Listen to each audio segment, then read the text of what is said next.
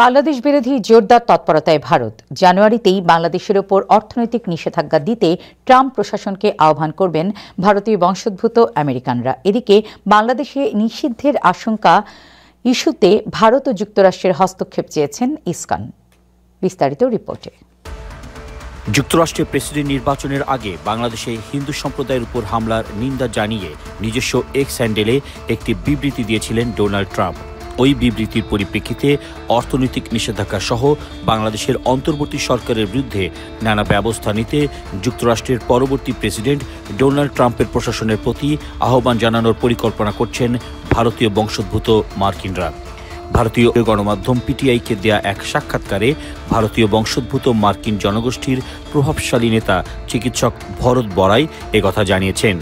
বাংলাদেশের উপর অর্থনৈতিক নিষেধাজ্ঞা দেওয়ার জন্য ট্রাম্প প্রশাসন ও মার্কিন কংগ্রেসকে রাজি করাতে ভারতীয় বংশোদ্ভূত মার্কিনিরা যোগাযোগের চেষ্টা চালিয়ে যাচ্ছেন বলে উল্লেখ করেন ভারতীয় বংশোদ্ভূত মার্কিন জনগোষ্ঠীর প্রভাবশালী ওই নেতা চিকিৎসক ভরত বড়াই।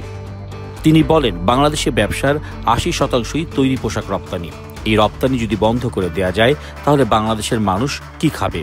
এছাড়াও বাংলাদেশে হিন্দুদের উপর দমনপীড়নের দিকে ভারত সরকারের নজর দেওয়া এবং দমনপীড়ন চলতে থাকলে নিষেধাজ্ঞা দেওয়ার আহ্বান জানিয়েছেন ভরত বড়াই।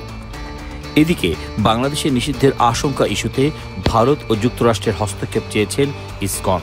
ইসকনকে নিষিদ্ধ করার দাবি তুলে ইউনূস সরকারকে হুঁশিয়ারি দিচ্ছে মুসলিমরা।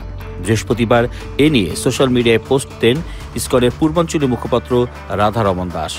ভারত ও আমেরিকার হস্তক্ষেপ দাবি করে এক্স হ্যান্ডেলে রাধারমন দাস কিছু পোস্ট ও ভিডিও সংযুক্ত করে তা ট্যাগ করেন ভারতের প্রধানমন্ত্রী নরেন্দ্র মোদী ও আমেরিকার রিপাবলিকান নেত্রী ও যুক্তরাষ্ট্রের জাতীয় গোয়েন্দা পরিচালক হতে যাওয়া তুলসী গ্যাবার্ডকে। Desk report, Time television, New York.